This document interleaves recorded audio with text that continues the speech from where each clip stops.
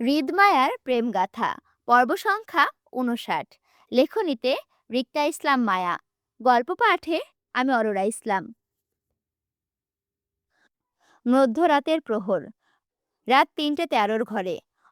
অন্ধকার রাতে পরপর দুটো গাড়ি থামলো মায়াদের গেটের সামনে। মায়াদের বাড়ির গেট তখনও খোলাই ছিল, হয়তো বাড়ির মানুষই জাগ্রত বলে তাই। পরপর দুটো গাড়ির একটা পুলিশের জিপ হলেও অন্যটি সুফিয়া খানের। মধ্যরাতে পুলিশের ওসি মায়াদের বাড়ির গেট টেনে ভেতরে প্রবেশ করতেই গাড়ি থেকে নামল সুফিয়া খান। সূক্ষ্ম নজরে আশপাশটা এক পলক দৃষ্টি বোলালো। গাড়ির অপর পাশ থেকে তারেক নামক ছেলেটি নামতেই সেও সুফিয়া খানের দৃষ্টি অনুসরণ করল।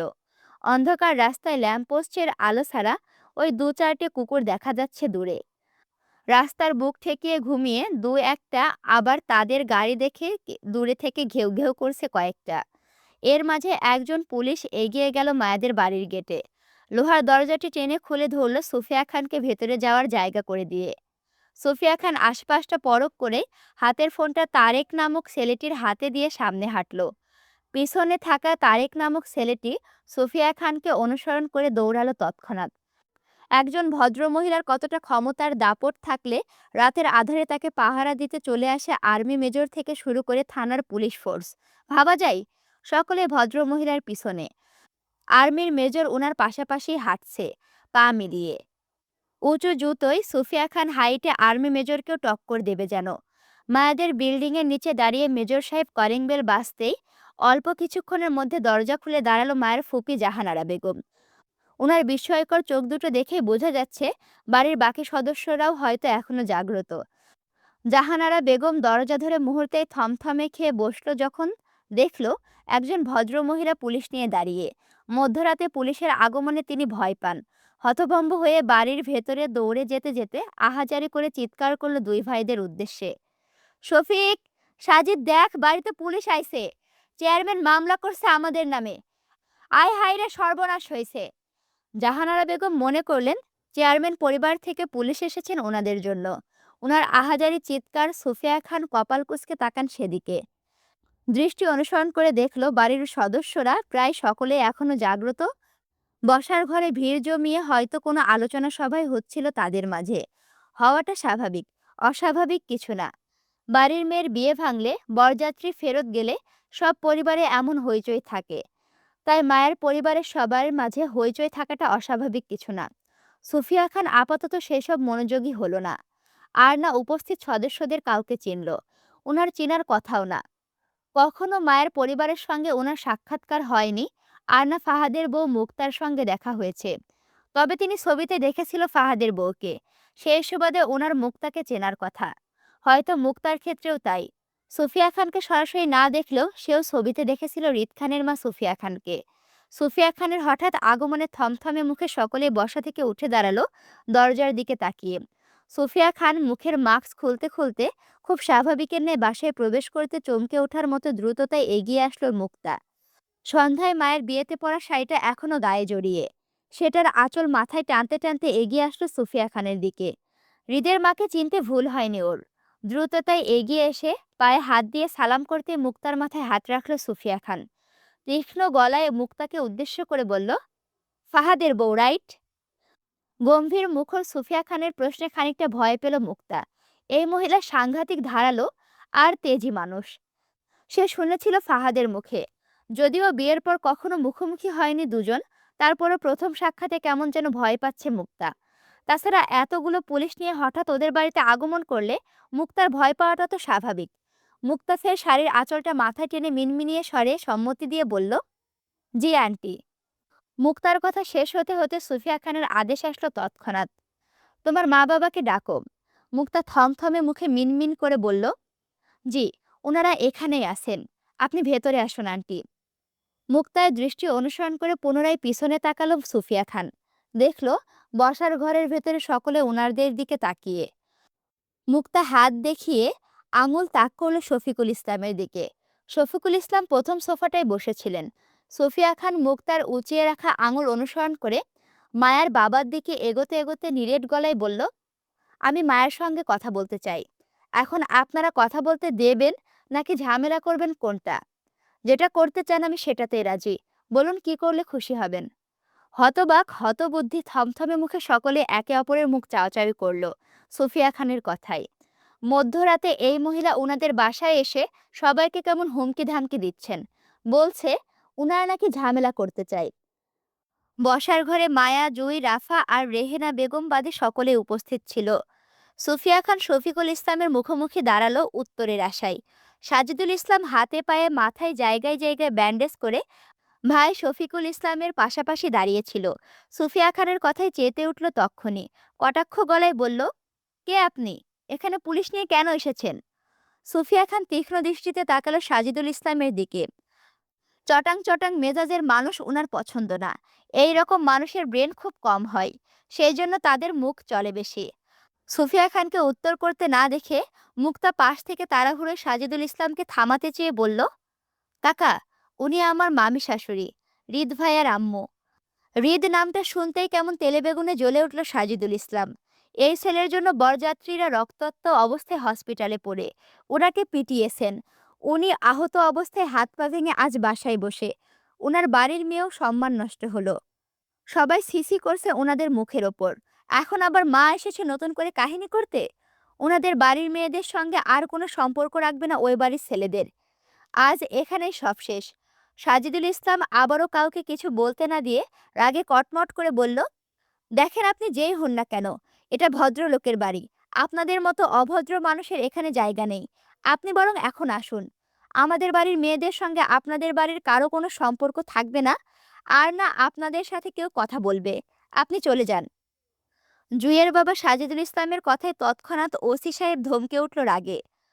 কোথায় কখন কার সামনে দাঁড়িয়ে এভাবে কথা বলতে হয় সেটা বোঝাতে চেয়ে তিনি সাজিদুল ইসলামের দিকে তেড়ে যেতে চাইলে সুফিয়া খান হাতের ইশারায় ওসি সাহেবকে থামিয়ে দিতে দিতে সাজিদুল ইসলামের উদ্দেশ্যে শান্ত গলায় বলল, দেখুন সাজিদুল সাহেব, আমার সবখানে ক্ষমতা প্রয়োগ করাটা কিন্তু পছন্দ না। যে যতটুকুর যোগ্য আমি তাতে ততটুকুই রাখি। আপনার সাথে আমি ভদ্র আছি, তার মানে বুঝতে হবে আপনি আমার চাপ নেওয়ার যোগ্য নয়। বাকি রইল সম্পর্কের কথা। সেটা না হয় আপনাদের বাড়ির মেয়েদের ঠিক করতে দেন, তারা কি চাই। আপনাদের বাড়ির মেয়েদের সম্মান না থাকলেও আমার বাড়ির বউদের কিন্তু যথেষ্ট সম্মান আছে সাজিদুল সাহেব। তাই গলা নামিয়ে, নয়তো আমি গলা উঁচালে আপনি কিন্তু ঠাঁই দাঁড়াতে পারবেন না। কথাগুলো বলে সুফিয়া খান শফিকুল ইসলামের চোখে চোখ রেখে বলল, মেরুদণ্ডহীন প্রাণী পশুর সমান হয় শফিকুল সাহেব। ছেলে মেয়েদের বাবা হতে শিখুন, নয়তো ছেলে মেয়েরা আপনাকে বাবা ডাকা ছেড়ে দেবে। কথাগুলো শেষ করে সুফিয়া খান ফের ঘাড় ঘুরালো মুক্তার দিকে। শক্ত গলায় বলল, মায়া কোথায়? মুক্তা ভয়ে তাড়াহুড়োয় বলল, ওপরে আছে। সুফিয়া খান আদেশ স্বরূপ বলল, আমাকে মায়ের রুমে নিয়ে যাও, কুইক। কৃত্রিম লাইটের আলোয় সুফিয়া খানের মুখোমুখি বসে মায়া। মায়াকে জড়িয়ে ধরে ওর মা রেহেনা বেগম বসে বিছানায়। পাশেই রাফা, জুই দুজনেই দাঁড়িয়ে।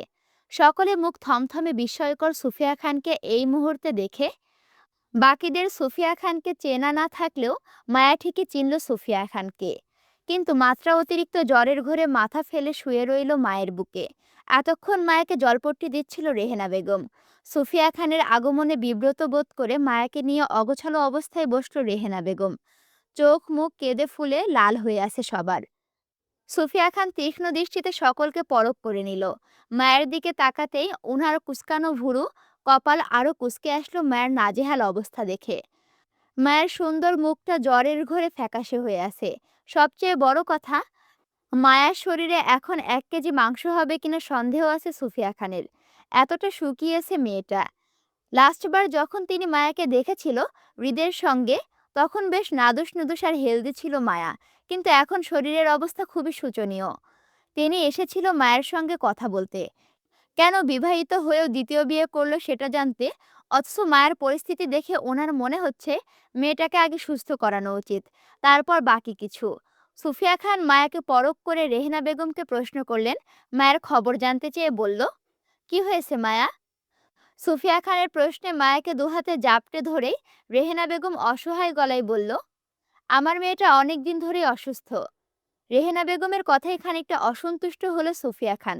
তীক্ষ্ণ গলায় বলল, এত অসুস্থতার মাঝে মেয়েকে বিয়ে দিতে গেলেন কেন? আপনারা জানতেন না মায়া বিবাহিত ছিল সেটা? সুফিয়া খানের কথায় ঝরঝর করে কেঁদে উঠল রেহেনা বেগম। অসহায় গলায় একে একে বলতে লাগলো, আমার মেয়েটা বলেছিল আপনার ছেলের কথা, কিন্তু ওর কথা কেউ বিশ্বাস করেনি, প্রমাণ ছিল না বলে। ওর বাপ চাচা আর ফুপিরা সবাই মিলে আমার অসুস্থ মেয়েটাকে জোর করে বিয়ে দিয়ে দেয়। রেহেনা বেগমের কথায় কেমন যেন মেজাজ খিচে গেল সুফিয়া খানের রাগে। এত কিসের প্রমাণ প্রয়োজন হয় একটা অসুস্থ মেয়েকে জোর করে বিয়ে দেবার জন্য? অসুস্থ মানুষকে এমনিতেই বিয়ে দিতে নেই, এই মূর্খ মানুষগুলো কি জানতো না?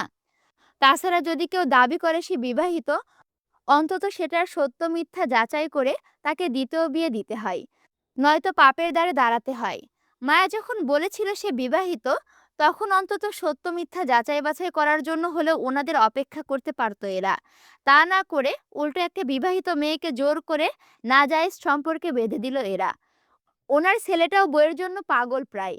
এই মেয়েকে না পেলে যে তার ঠিক কি হবে তা তিনিও জানেন। কিন্তু মায়ের বিয়েটা নিয়ে কেমন যেন বারবার মেজাজ খিচে যাচ্ছে ওনার। সুফিয়া খান শক্ত গলায় বলল, বিবাহিত মেয়ের স্বামী জীবিত অবস্থায় দ্বিতীয় বিয়ে জায়েজ নয়, সেটা জানার পরেও কিভাবে আপনারা জোর করলেন মায়াকে দ্বিতীয় বিয়ের জন্য? রেহেনা বেগম মুখ গুমড়ে ডুকরে কেঁদে উঠল। খানিকটা সময় নিয়ে রয়ে সে শুরু থেকে সবটা জানালো মায়ের পরিস্থিতি সম্পর্কে সুফিয়া খানকে। সবটা শুনে কেমন মুহূর্তে নমনীয়তা হয়ে গেল সুফিয়া খানের মন। তীব্র অপরাধবোধ জাগ্রত হলো মনে। হৃদকে নিয়ে দিশেহারা হয়ে যাওয়ায় মায়ার খোঁজ করতে পারেনি তিনি। বলতে গেলে ওনার মাথায় ছিল না মায়ের ব্যাপারটা। আজ ওনার বেখেয়ালিপনায় এতগুলো সম্পর্কে ফাটল ধরল। মায়া মানসিক রোগী। ওনার ছেলেটা সুস্থ হয়েও হচ্ছে না, বইয়ের জন্য ছটফট করছে। সুফিয়া খানের মনস্তাত্ত্বিক ভাবনার মাঝে রেহেনা বেগম ফের বলতে লাগলো, আপনার ছেলের সঙ্গে বিয়ের কোনো প্রমাণ দিতে পারছিল না বলে আজ আমার মেয়েটাকে সবাই জোর করে পাপে বাঁধে, দ্বিতীয় বিয়ে দেয়। আপনারা দয়া করে আমার ছোট মেয়েটাকে এবার রেহাই দেন। ও আর আঘাত নেওয়ার ক্ষমতাতে নেই। এমনি আমার মেয়েটা মরে যাচ্ছে, মা হয়ে ভিক্ষা চাইছি আপনাদের কাছে, আর মানসিক চাপে ফেলবেন না। সবাই আমার মেয়েকে পাগল বলে। আপনি আপনার ছেলেকে অন্য কোথাও বিয়ে দিয়ে দেন, আমার মেয়ে কিছু বলবে না। ও এমনি কাউকে চিনতে পারছে না, আপনার ছেলেকেও ভুলে যাবে। আমি আমার পাগল মেয়েকে নিয়ে সারা জীবন কাটিয়ে দিতে পারবো, আমাদের কারো দরকার নেই। তারপরও দয়া করে আমার মেয়েটাকে রেহাই দেন, দয়া করুন। একজন অসহায়ত্ব মায়ের চিৎকার যেন সুফিয়া খানের বুকে গিয়ে লাগলো। তিনিও তো একজন মা। ছেলের বিপদে ওনার দুনিয়া ঘুরে গিয়েছিল। আজ এই মুহূর্তে এখানে বসে আছে ওনার ছেলের কথা চিন্তা করেই এসেছেন। তিনি একজন শক্তধাঁচের মানুষেও যদি সন্তানের জন্য এতটা দুর্বল হতে পারে, তাহলে মা হয়ে রেহেনা বেগম কতটা দুর্বল হওয়ার কথা। সন্তান সবার জন্যই সমান হয়। সুফিয়া খান উঠে দাঁড়াতে দাঁড়াতে রেহেনা বেগমের উদ্দেশ্যে বলল, শেষ বিশ্বাসটুকু আমাকে করতে পারেন মিসেস রেহেনা। আমি কখনোই বিশ্বাস ভাঙার মতো কাজ করিনি এই অবধি। আজ এখানে ছেলের বিশ্বাসের জোড়া লাগাতে এসেছিলাম, তবে এখন আপনার বিশ্বাসের ভার কাঁধে করে নিয়ে যাচ্ছি। আপনার মেয়ে আমার কাছে ভালো থাকবে এই পরিবেশ থেকে। আমি খেয়াল রাখবো আপনার মেয়ের, আমাকে ভরসা করতে পারেন। রেহেনা বেগম মুহূর্তে কোনো কথা খুঁজে পেল না বলার জন্য। শুধু দু চোখের জল ফেলে সুফিয়া খানের দিকে তাকিয়ে রইল। মায়াদের বাড়ির বর্তমান পরিস্থিতি মায়াকে সুস্থ হতে দেবে না। চারপাশে রটে গেছে মায়ের দুই বিয়ের খবর। প্রথম স্বামী রেখে মায়া দ্বিতীয় বিয়ে করতে গিয়ে প্রথম স্বামীর হাতে মার খেয়েছে মায়া ও তার নতুন বর। এসব মানুষের মুখে মুখে রটে গেছে। সকাল হতে হয়তো মানুষজন আসবে তাদের বাড়িতে তামাশা দেখতে। মায়ের ফুপিরাও রেগে আছেন তাদের ভাইকে হৃদ খান মারাই। মায়াকে যা তা কথা শোনালো, অথচ রাত থেকে যে মেয়েটা বেহুশ, ওকে হাসপাতালে নিতে হবে, সেই খবর কারো নেই। ভয়ে তিনিও কাউকে কিছু বলতে পারছেন না। মেয়েকে ডাক্তার দেখাতে চেয়ে অসহায় অবস্থায় সেই থেকে মাথায় জলপট্টি দিয়ে যাচ্ছে মায়ার। এরকম যতবার মায়ের হুঁশ ফিরেছে ততবারই রেহেনা বেগমকে চিনতে অস্বীকার করেছে মায়া। উনি প্রচণ্ড ভয়ে আছেন মায়ের মানসিক চাপ নিয়ে। ওনার ভয় ওনার মেয়েটা পুরোপুরি পাগল না হয়ে যায় এত সব সইতে না পেরে। রেহেনা বেগম সুফিয়া খানের চোখের দিকে তাকিয়ে নীরবে কাঁদল। হয়তো এই বাড়ির পরিবেশ থেকে মায়া ওই বাড়িতে ভালো থাকবে। অন্তত মায়াকে তারা ডাক্তার দেখাবে, অবহেলা না করে, এতটুকুতেই তিনি সন্তুষ্ট। ওনার ছেলে আরিফ ইন্ডিয়া থেকে ফিরে আসলেই না হয় মায়াকে নিজের কাছে নিয়ে আসবেন রেহেনা বেগম। উনার মন কেমন কেমন করে যেন সুফিয়া খানের কথায় সম্মতি জানালো। দু হাতে জাপটে ধরা মায়াকে সুফিয়া খানের দিকে বাড়িয়ে দিতে দিতে দু চোখের পানি ছেড়ে বলল, আমার মেয়েটার খেয়াল রাখবেন আপা। এই মুহূর্তে একজন অসহায় মা হয়ে বলছি, এই পরিবারে থাকলে আমার মেয়েটা এমনি মারা যাবে। ওকে অন্তত একটা ডাক্তার দেখাবেন। আমার ছেলেটা ইন্ডিয়া থেকে ফিরলেই না হয় আমি নিয়ে আসব। রেহেনা বেগমের বাড়িয়ে দেওয়া হাত থেকে মায়াকে নিজের বুকে জড়ালো সুফিয়া খান। মায়ের নেতিয়ে যাওয়া তপ্ত শরীরটা জড়িয়ে ধরে ঠাহর করতে পারল সত্যি মায়া কতটা অসুস্থ। চোখ মেলে তাকাতেও পারছে না। সুফিয়া খান মায়াকে বুকে জড়িয়ে দাঁড়াতে গেলেই অপর পাশ থেকে দৌড়ে এসে মায়াকে আঁকড়ে ধরল রাফা। সুফিয়া খানের উদ্দেশ্যে বলল, আমিও যাব আপনাদের সাথে। সুফিয়া খান চোখ আউড়িয়ে এক পলক তাকালো রাফার দিকে। যদিও মেয়েটাকে তিনি চেনেন না, তবে মায়ের সঙ্গে মেয়েটাকে নিতে ওনার কোনো অসুবিধা নেই। চোখের ইশারায় সম্মতি দিয়ে তিনি রেহেনা বেগমের উদ্দেশ্যে বলল, নিজের খেয়াল রাখবেন মিসেস রেহেনা। মায়া আর রাফাকে নিয়ে বসার ঘরের সকলের সামনে দিয়ে বেরিয়ে আসলো সুফিয়া খান। সুফিয়া খানকে কিছু বলার মতন সাহস মায়ের পরিবারের কেউ দেখাতে পারল না। কথায় কথায় রেগে যাওয়া সাজিদুল ইসলামও কেমন মুখ চুপসে দাঁড়িয়ে। মায়ের ফুপিরাও তাই। মায়ের বাবার চোখে মুখে কেমন নমনীয়তা ছিল। তিনি আগ বাড়িয়ে কিছু বলতে চেয়েছিল সুফিয়া খানকে, কিন্তু কোনো একটা অদৃশ্য বাধায় তিনি যেন চুপ করে যান। নীরব দাঁড়িয়ে দেখল মেয়ের চলে যাওয়া নিয়ে। জুঁইয়ের মা আর রেহেনা বেগম মায়াকে এগিয়ে দিতে অন্ধকার রাতের গেট অবধি দাঁড়িয়ে থাকেন। সুফিয়া খানের গাড়িটা অদৃশ্য না হওয়া অবধি সে অদূরের রাস্তার দিকেই তাকিয়ে রইল। আল্লাহ জানে উনার অসুস্থ মেয়েটার টানপোড়েনের সম্পর্কগুলো কিভাবে ঠিক করবেন। আল্লাহ উনার মেয়েটাকে সুস্থতা দান করুক, আমিন। রাতের প্রহর কাটিয়ে ভোরের দিকে মায়াকে নিয়ে ঢাকায় পৌঁছায় সুফিয়া খান। অসুস্থ মায়াকে দেখে হতভম্ব রাদিফ আসিফ দুজনেই। রাফা সুফিয়া খানের সঙ্গে সঙ্গেই থাকছে। মায়াকে দেওয়া হলো হৃদের কেবিনের পাশাপাশি বেডে। অসুস্থ মায়ের চিকিৎসা চলল তৎক্ষণাৎ। মায়ের বাঁ হাতে ক্যানোলা লাগানো হলো, পরপর ইঞ্জেকশন পুশ করতে। মায়ের অবস্থা শোচনীয়তা ডাক্তারের চোখ মুখ দেখে বোঝা গেল। মায়াকে চিকিৎসা দিতে সবাই ব্যস্ত হয়ে পড়ল মুহূর্তেই। পেশেন্টের ব্যাপারে আমরা আপাতত কিছু বলতে পারছি না মিসেস খান, তবে পেশেন্টের অবস্থা খুবই শোচনীয়। আমরা বেশ কিছু পরীক্ষা নিরীক্ষা করে রিপোর্ট দেখে বলতে পারবো পেশেন্টের বর্তমান অবস্থা। কথাগুলো বলে ডক্টর চলে যেতে রাদিফ উত্তেজিত গলায় নিজের মাকে প্রশ্ন করে জানতে চাইল, ভাবির কি হয়েছে আম্মু? এ অবস্থা কেন ওনার? রাদিফের কথায় সুফিয়া খানের গম্ভীর মুখটা আরো গম্ভীর হয়ে গেল। রিপোর্ট আসুক, তারপর জানবে, আপাতত বলতে পারছি না। মায়ের কথায় চিন্তিত ভাঁজ আরো গম্ভীর হলো রাদিফের কপালে। অথচ পাশ থেকে আসিফ সে কখন থেকে রাফার দিকে তাকিয়ে মূলত সে রাফার সাথে কথা বলতে চাইছে। সে তো জানতোই না যে মায়া ভাবিদের বাসায় ছিল রাফা। আর না এটা জানতো এখন হৃদ ভাইয়ের মায়ের সঙ্গে ঢাকা চলে আসবে। মূলত আসিফ সন্ধ্যার দিকে রাফাকে মায়ের সঙ্গে দেখেছিল বরযাত্রীর গাড়িতে। তখন আসিফ হৃদকে সামলাতে গিয়ে রাফার সঙ্গে কথা বলার সুযোগ পায়নি। কিন্তু এখন তার রাফার সঙ্গে কথা বলা জরুরি মনে হলো। তার কেন জানি মনে হচ্ছে রাফা আসিফকে এড়িয়ে যেতেই সুফিয়া খানের সঙ্গে সঙ্গে থাকছে। আসলেই কি তাই?